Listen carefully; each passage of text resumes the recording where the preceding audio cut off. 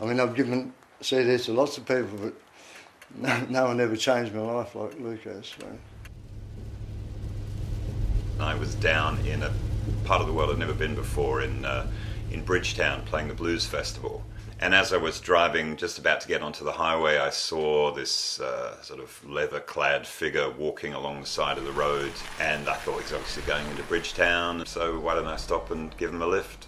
And Leon just started talking about recording this album.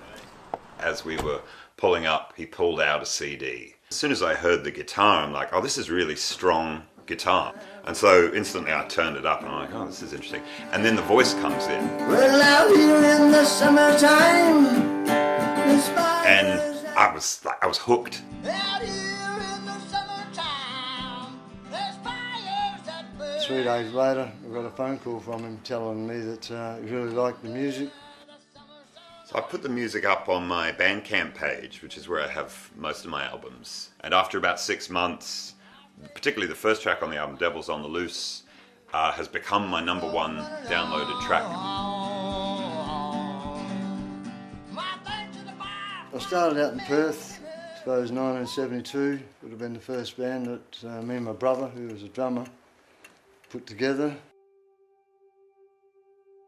I went to Sydney, spent 12 years over there. Unfortunately, I got swallowed up by drug addiction. I've got liver disease from many decades of drug and alcohol abuse. This year I fell over in the lounge room and I couldn't get myself off the floor. So I rang a friend of mine, she came in and helped me up and took me to the doctors, and they basically told me I only had a couple of weeks to live, which once again scared the living hell out of me. Within a week of that, I started medication and liver detoxing and all kinds of things, stopped drinking, started eating food, got a sudden burst of energy, wrote my Anzac tribute. I just thought at that point, what can I do to help Leon? I can't help his medical condition. He told me that his recorder that he was using was bust. I wrote one album, I thought it was probably the best album I'd ever written, and we had a power outage, and because that machine doesn't have an on-off switch anymore, I didn't realise at the time when the power went off it just wiped the whole album off, and I had no recollection of the songs at all. Again, I just saw, well, a really easy thing I can do is get another recorder for him. And that's what I did. One day it turned up in the post office. I literally ran all the way home with it, plugged it in, wrote a song immediately called Love Is Gonna Come, because that's what just happened.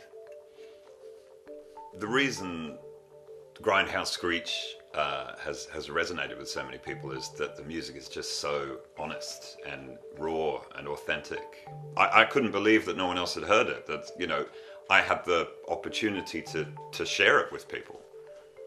These songs were written because they had something to say, and I just wanted people to hear them. As long as I live, I'm going to be smashing albums out and bothering Luke 2, 3, 4 times a year if I have my way.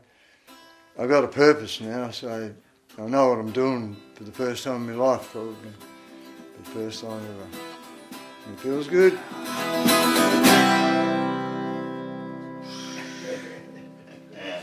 Yeah.